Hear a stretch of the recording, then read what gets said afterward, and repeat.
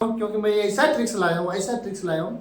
मैं एक फॉर्मेट देने वाला हूँ आपको, सिर्फ उस फॉर्मेट पर राइटर नेम जहाँ से लाइन लिया गया वगैरह वगैरह आपको इंसर्ट करना है, आपका एक्सप्लेनेशन बनकर रेडी हो जाएगा। और 4 नंबर लेने से कोई नहीं रोक पाएगा, 4 नहीं 8। क्यों? 4 नंबर पोएट्री से और 4 नंबर प्रोज से भी है, समझे? तो लिखा हुआ है दुनिया के कोई भी एक्सप्लेनेशन लिख दोगे 8 मार्क्स फिक्स्ड, बिल्कुल सही लिखा हुआ है, समझ? और यहाँ पे लिखा ट्रिक्स ट्रिक्स ट्रिक्स, ये ट्रिक्स है भाई।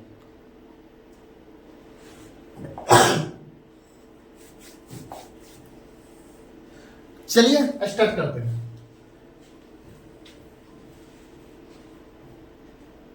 देखिए सबसे पहला नंबर था, आपको कुछ इस तरह से लिख लेना है, दीज दोज, इनको पहला नंबर आप समझने का कोशिश करें। ये जो स्लाइड चल रहा है इस पर ध्यान ना, ध्यान मेरे ऊपर। देखिए यहां पर दीज या दिस दो में इसको एक वर्ड लिखना है। अगर एक्सप्लेनेशन का लाइन सिंगल होगा, सिंगल हमेशा प्रोज में से होगा, पोएट्री में से नहीं होगा। प्रोज का होगा सिंगल हो सकता है या तो डबल हो सकता है। सिंगल लाइन होगा तो आप लोग दिस का प्रयोग करेंगे, दिस का प्रयोग करेंगे तो दिस के साथ लाइन का प्रयोग हो जाएगा। अगर लाइन का प्रयोग होगा तो इसके साथ में हैज का प्रयोग होगा। अगर दीज का प्रयोग करते हैं तो इसके साथ लाइन्स का प्रयोग होगा, लाइन्स का होगा तो इसके साथ हैव लग जाएगा।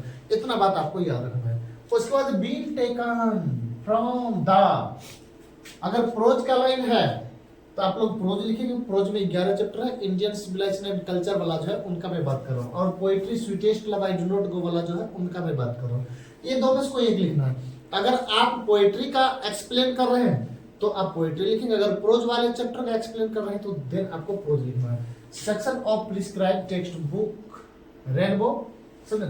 रेनबो टेक्स्ट बुक लिखो या टेक्स्ट बुक रेनबो, उसके बाद कोमा लगा करके चैप्टर नेम लिख देना है, समझे? ये जो लाइन आपको मिलेगा मैं भी एक करके दिखाऊंगा, किस लाइन से किस पोएम से लाइन लिया गया उस पोएम का नाम लिखना है, या किस चैप्टर से लिया गया उस चैप्टर का नाम लिखना है। सपोज मान लीजिए sweetest love I do not go से लिया जाएगा तो लिखेंगे sweetest love I do not go. अगर पोएट्री होगा तो ध्यान रखिएगा अक्सर कंपोस्ट का आप लोग प्रयोग करेंगे तो बेहतर रहेगा। प्रोज होगा तो आप लोग रिटर्न का प्रयोग करेंगे तो बेहतर रहेगा। उसके बाद बाय लगा करके राइटर का नाम, अगर पोएट्री का रहेगा तो पोएट का नाम लिख देना है। अगर पुरुष है तो ही, महिला है तो सी, इज, ये, एंड, अबाउट उसके बारे में लिख देना है, कवि के बारे में लिख देना है। फिर लिखना हियर द पोएट या पोएटेस सेज दैट, कवि कहते हैं कि अब इज डॉट डॉट इतना बात में आपको उस लाइन के बारे में लिखना जो लाइन वहां आता है, समझे? उस लाइन के बारे में। अब बोले कि सर यही तो मुझे नहीं आता है, क्या करें? तो टेंशन लेने की कोई बात नहीं, क्योंकि आप निकेत सर को फॉलो कर रहे हैं। इसके लिए मैंने क्या किया, जितना भी एक्सप्लेनेशन का है, जितना भी वीवीआई एक्सप्लेनेशन है, सभी का मैंने अर्थ लिख दिया, उसको इंग्लिश में अच्छा सजा दिया कम शब्दों में। और कहाँ पर पेस्ट किया है पता है?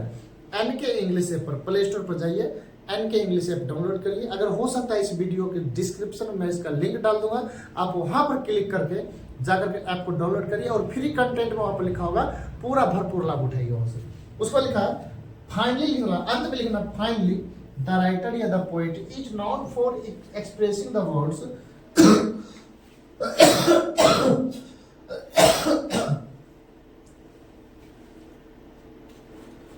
in his her style, so we can say that this या these each are very, इसके अनुसार ले लेना है पर important beautiful line या lines of the chapter में, बस इतना कर देना बस। उसके बाद तो कुछ लिखना ही नहीं।